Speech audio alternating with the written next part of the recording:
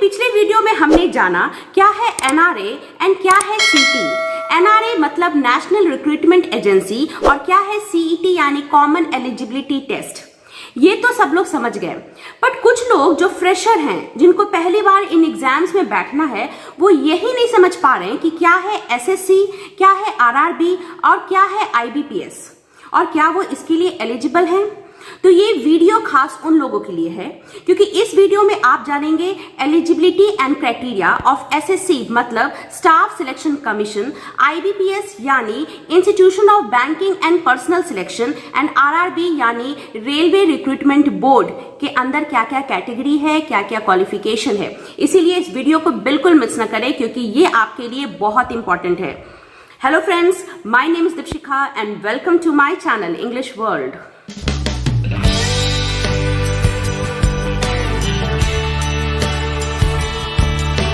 Friends, अगर आप ठीक से नहीं समझ पाए कि क्या होता है एनआरए और सीईटी तो इस पे ही मैंने एक वीडियो बनाया है। वीडियो का लिंक मैंने डिस्क्रिप्शन बॉक्स में भी डाला है एंड ऊपर आई बॉल में भी आ रहा होगा। आप उसको जाके देख ले, समझ ले, क्योंकि अगर आप कंपटीशन में बैठना चाहते हैं किसी भी गवर्नमेंट कंपटीशन में तो आपके लिए जानना बहुत जरूरी है। और अगर आप पेरेंट हैं और आपके बच्चे आगे आने वाले समय में गवर्नमेंट एग्जाम्स में बैठना चाहते हैं तो आपके लिए भी ये जानना बहुत जरूरी है। इसलिए वीडियो को ठीक से देख ले, समझ ले। अभी हम जानते हैं क्या होता है एसएससी, आरआरबी एंड आईबीपीएस। सबसे पहले हम जानते हैं क्या होता है एसएससी। एसएससी का फुल फॉर्म होता है staff selection commission and it conducts exam for different post in different offices, departments and ministry of government of India. In fact, it is one of the major organization and has a major body of department in personnel and training, which has a chairman, 2 member and a secretary cum controller of examination. 1975 में establish हुआ था। 1975 से अभी तक ये selecting of staffs का काम कर रही है for group B and group C. चलिए हम जानते हैं, आपके लिए हम खोज के रखें कि इनके जो मेजर एग्जाम्स हैं इनके कैटेगरीज के अंदर कौन कौन आते हैं। मैं आपको थोड़ा पढ़ के बताती हूँ। Major exams under SSC are combined graduate level CGL, combined higher secondary level 10+2 के लिए, junior engineer exam for both civil and electrical जिसको जेई बोलते हैं, central police organisation, general duty examination for constables GD exams, multitasking staff selection MTS and stenographer exam.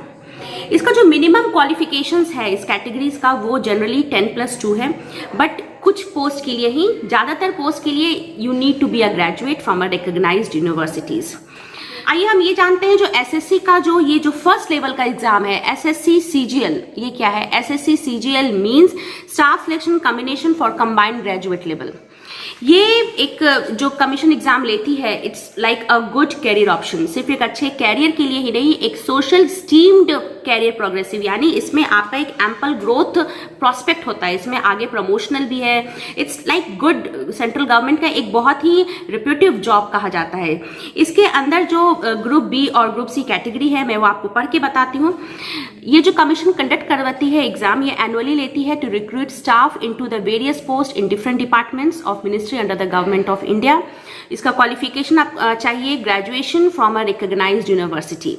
इसके अंदर जो categories हैं group B में मैं वो पढ़ के बताती हूँ। ग्रुप बी पोस्ट के लिए है assistant audit officer, assistant selection officer, assistant account officer, inspector of income tax, inspector of central excise, inspector of preventive officer, inspector examiner, sub inspector, divisional accountant, junior statistical officer and inspector and sub inspector post.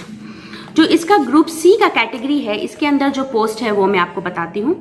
Audit for officers to work under CAG और accountant under CAG, junior accountant under the ministry department, senior secretary assistant, senior assistant under CBDT, sub inspector central bureau of narcotic and upper divisional clerk in ministry level.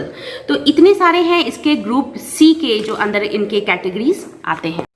SSC के बाद हम next आते हैं RRB में। RRB का full form होता है railway recruitment board. 1942 में इसका नाम था रेलवे सर्विस कमीशन, बट 1985 में इसको रीनेम करके फिर से इसका नाम दिया गया रेलवे रिक्रूटमेंट बोर्ड। चलिए हम जानते हैं इसमें जो अगर आपको क्वालिफाई करना है तो इसका आपकी एलिजिबिलिटी क्या होनी चाहिए, एलिजिबिलिटी क्राइटेरिया के बारे में जानते हैं। Age limit of under graduate post जो कि 10th प्लस पास वालों को भी खोजता है, उनका एज लिमिट है 18 to 30 ईयर्स, और ग्रेजुएशन लेवल वालों के लिए है 18 to 33 years. The RRB is divided into two types like technical and non-technical। इसके अंदर 4 ग्रुप्स आते हैं, A, B, C and D। हम एक एक करके इन सब ग्रुप के बारे में जानेंगे। ग्रुप A और ग्रुप B जो होता है वो है official grade. The medical staff, engineering staff and the officials come under the category of A and B।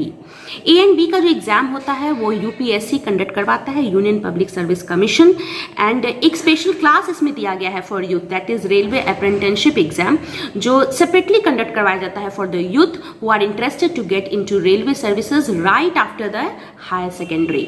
10+2 के बाद वो डायरेक्ट इसमें आना चाहते हैं। चलिए हम इसकी जानते हैं एलिजिबिलिटी क्राइटेरिया क्या है ग्रुप ए के लिए।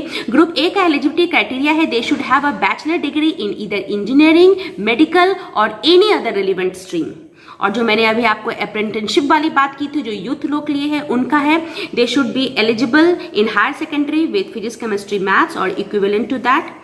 जो एज लिमिट है इनका वो है 32 years, and there is also relaxation for all those who are OBC, SC and ST। इसके ग्रुप बी की बात करें तो ग्रुप बी में जो कैंडिडेट हैं वो अप्लाई नहीं कर सकते क्योंकि ग्रुप बी एक प्रमोशनल पोस्ट है। The candidate can not apply for group B as there is no exam because group B officials are promoted from group C. Group C के जो लोग हैं उनका प्रमोशन होता है तो वो ग्रुप बी के लेवल में आते हैं। तो चलिए हम जानते हैं ग्रुप सी का लेवल क्या है। ग्रुप सी की जो एलिजिबिलिटी है वो है 10th और equivalent, 10+2 for ticket collector and graduation for good guards और असिस्टेंट स्टेशन मास्टर। इसकी जो एज जो क्राइटेरिया होती है वो 30 to 33 ईयर्स। यहां से अगर आप प्रमोट होते हैं तो आप ग्रुप सी से ग्रुप बी में जाते हैं, इसलिए ग्रुप सी के लिए एलिजिबिलिटी है, ग्रुप बी के लिए कुछ नहीं। आई होप आप इसको समझ रहे हैं। जो हमारा ग्रुप डी और लास्ट ग्रुप है उसके अंदर आते हैं पोर्टर्स, ट्रैकमैन, गेटमैन।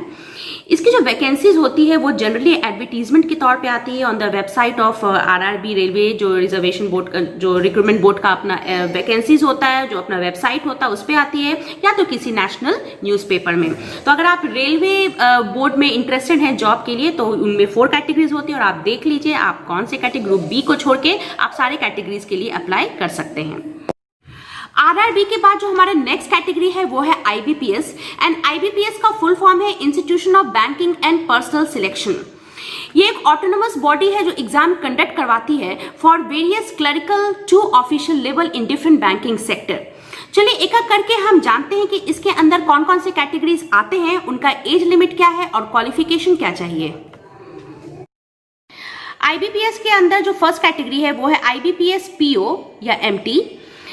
इनका जो एज लिमिट दिया गया वो minimum 20 and maximum 30, and for SC, ST and OBC से रिलैक्सेशन ऑफ 5 ईयर्स भी दिया गया, यानी उनके लिए 35 ईयर्स तक का एज लिमिट है। This exams takes place for the recruitment of provisionary officer and management training in any of the public bank.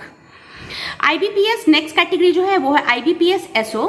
इनका जो एज लिमिट है वो 20 और मैक्सिमम 40 तक गया है। This exams takes place for the recruitment of specialist officer which are like JM scale 1 officers in any of the nationalised bank. Next category है IBPS क्लर्क। इनका मिनिमम एज है 20 और maximum 28। This exams takes place for the recruitment of clerical category, that is assistant clerical और stenographer in any of the nationalised bank. Next category आता है IBPS RRB official scale 1। Minimum age is 18 and maximum is 30। The exams takes place for the recruitment of scale 1 officer in regional rural bank, and this post is equivalent to clerical post in any of the national public sector. And the last category is IBPS RRB official scale 2 and scale 3. Minimum age limit is 21 and maximum 32 to 40 तक भी जा सकता है। Post is the specialised officer, and इनका जो post है equivalent है उस पोस्ट का एक senior manager in any of the national public bank. So if you're interested in going into the banking field, you need a minimum qualification of being a graduate from a recognized university. वो must है, आपको graduation degree चाहिए। जो ये IBPS है ये offer करती है service to all the public and private sector bank, to even regional rural bank, foreign bank, also to the financial companies like insurance company, cooperative banks, to academic institutions, and all those companies either they are self-owned or centralized. So it has a big branch. In fact, all the 3 categories are best. आप एक बार अपना जो CET है, जो common eligibility test है, उसको clear कर लीजिए। Then you have 3 choices. आप अपनी क्वालिफिकेशन, एज क्राइटेरिया देख लीजिए, मैंने आपको बताया है इसमें। I hope it is very helpful for you. फिर आप अपना जो CET है उसको कंप्लीट करके इसमें स्टेप कीजिए। आप देखिए कौन सा आपका फील्ड ऑफ इंटरेस्ट है। आई होप आपको मैंने जितना भी इंफॉर्मेशन दिया वो आपको समझ में आ गया होगा और आपके लिए यूजफुल होगा। बहुत जल्द हम आएंगे कुछ नए इंफॉर्मेशन के साथ जो हमारे स्टूडेंट्स के लिए बहुत ही हेल्पफुल होगा for their competitions when they step into 2021 with new policies. तो we should thank the government for giving 2 new policies this time, national education policy and NRA, that is, I hope you know it and you have to clear the CET, that is Common Eligibility Test। ठीक है, फिर हम मिलेंगे बहुत जल्द अपने कुछ नए पॉलिसीज और कुछ नए चर्चों के साथ। Till then take care, bye bye.